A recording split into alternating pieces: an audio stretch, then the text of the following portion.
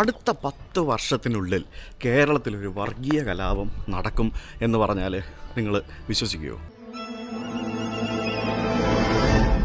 എന്തോന്ന്? എനിക്ക് വലിയൊരു സാധ്യത ഞാൻ മുന്നിൽ കാണുന്നുണ്ട്. ഈ പോക്ക് പോവുകയാണെങ്കിൽ അടുത്ത 10 വർഷത്തിനുള്ളിൽ കേരളത്തിൽ ഒരു വലിയ വർഗീയ കലാപം നടക്കാൻ സാധ്യതയുണ്ട്. വാലും തുമ്പില്ലാതെ പറഞ്ഞുകൊണ്ടിരിക്കാതെ നിങ്ങൾ പോയിന്റിലേക്ക് വാ. അതിന് ഏറ്റവും വലിയ ഉത്തരവാദികൾ എന്ന് പറയുന്നത് നമ്മുടെ നാട്ടിലെ മാധ്യമങ്ങളായിരിക്കും. എന്താ ഉറക്കം വരുന്നു? കാരണം TV ഓണാക്കണ്ട, യൂട്യൂബാണല്ലോ ഇപ്പോൾ എല്ലാം. യൂട്യൂബിലും ഇൻസ്റ്റാഗ്രാമിലും ഫേസ്ബുക്കിലും സോഷ്യൽ മീഡിയയിലും എന്തെടുത്താലും കാണാൻ സാധിക്കുന്നത് മതപരമായിട്ടുള്ള അങ്ങോട്ടും ഇങ്ങോട്ടും തമ്മിൽ തല്ലുന്നതും വഴക്കുണ്ടാക്കുന്നതുമായിട്ടുള്ള വിഷമിപ്പിക്കുന്ന കാര്യങ്ങളാണ്. ഇതാണ് ഇവിടുത്തെ വ്യവസ്ഥിതി. We are living in a very cruel society. ഇവിടുത്തെ ക്രമസമാധാന നില ആകെ തകരാറിലായിരിക്കുന്നു. നിൽപ്പച്ചന് മനസ്സിലായില്ലേ? നമ്മുടെ ഹിജാബ് വിഷയം, അതായത് കേരളം നമ്പർ 1 ആണ് മതപരമായിട്ടുള്ള കാര്യങ്ങളിലും ബാക്കി എല്ലാ കാര്യത്തിലും. നമ്മൾ ഹൈലി എഡ്യൂക്കേറ്റഡ് ആണ്. നമ്മൾ ഭയങ്കര സംസ്കാരവും സിവിക് സെൻസും ഉള്ള ആൾക്കാരാണ്. പക്ഷേ ഇതുപോലുള്ള കാര്യങ്ങൾ വരുമ്പോഴത്തേക്കിനും ഇതൊക്കെ എവിടെ പോകുന്നു എന്നാണ് ശരിക്കും എനിക്ക് ചോദിക്കാനുള്ളത്. സകലകലാവല്ലഭൻ പക്ഷെ വകരുവ് വട്ടപൂജ്യം. ഭയങ്കര വിഷമിപ്പിക്കുന്നൊരു കാര്യമാണ് ഞാൻ ഈ കഴിഞ്ഞ ദിവസങ്ങളിലായിട്ട് വാർത്തകളിലും മറ്റുമൊക്കെ കാണുന്നത്. എന്ത് ചെയ്യാനാടാ, ഞാൻ ഇങ്ങനൊരു ദുരന്തനായി പോയി. ഞാൻ 2 സ്കൂളുകളിൽ പഠിച്ചിട്ടുണ്ട്. എൻ്റെ LKG UKG ആ ഒരു കാലഘട്ടം മുതൽ 4ാം ക്ലാസ് വരെ പഠിച്ചത് കിടങ്ങന്നൂർ എന്ന് പറഞ്ഞ സ്ഥലത്ത്, എൻ്റെ പത്തനംതിട്ട ജില്ലയിലുള്ള ഒരു ശ്രീ വിജയാനന്ദ വിദ്യാലയ എന്നും പറഞ്ഞുകൊണ്ട് ഹിന്ദു സന്യാസിമാർ നടത്തുന്ന ഒരു സ്കൂളിലാണ് ഞാൻ പഠിച്ചത്.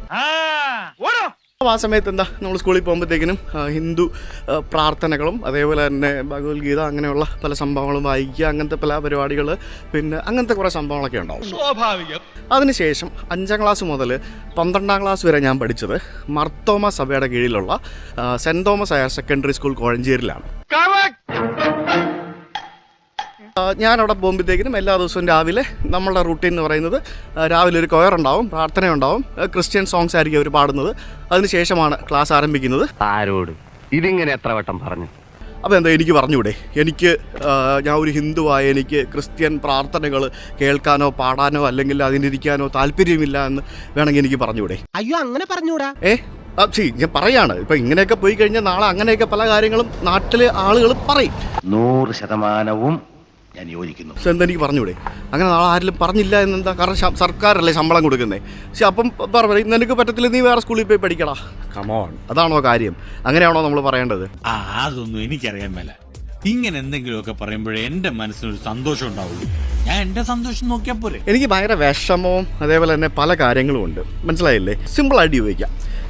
ഇപ്പോൾ ഹിജാബ് ഇട്ടിട്ട് വരിക എന്ന് പറയുന്നത് ആ കുട്ടിയുടെ ഒരു മൗലിക അവകാശമല്ലേ?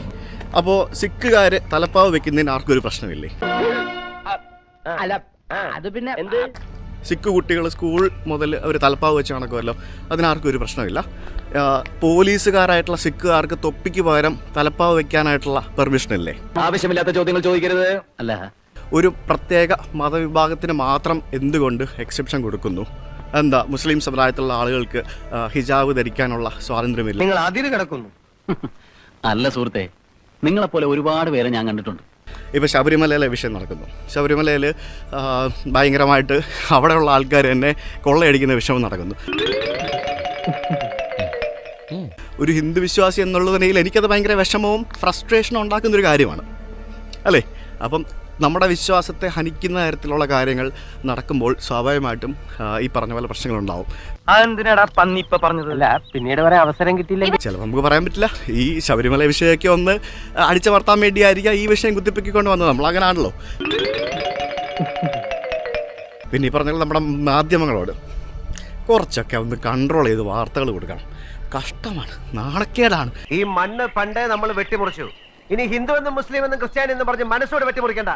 ലോകത്തിൻ്റെ മുമ്പിൽ ഇങ്ങനെയുള്ള വാർത്തകളൊക്കെ നമ്മുടെ ഈ കൊച്ചു നാട്ടിൽ നിന്ന് വരുമ്പോൾ ഉണ്ടല്ലോ, ഇറ്റ്സ് റിയലി ഫ്രസ്ട്രേറ്റിംഗ്. കനലെടുത്ത് കൈവെള്ളേ വെച്ച ഒരാൾക്കേ പൊള്ളൂ, അത് ഊതിപ്പെരിക്കാൻ കാട്ടു ചെയ്യാവും.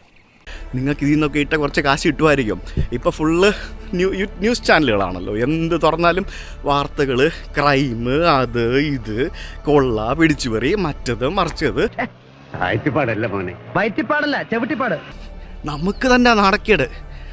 കേരളത്തിൽ ഇങ്ങനെയൊക്കെ സംഭവിക്കുന്നു എന്ന് പറഞ്ഞിട്ട് നാട്ടുകാർ മൊത്തം അറിയുമ്പോൾ എന്തൊരു നാണക്കേടാണെന്നറിയോ? പൊന്നും വെള്ളിയും പൂട്ടി സൂക്ഷിക്കണം. വാക്കുകൾ തൂക്കി ഉപയോഗിക്കണം.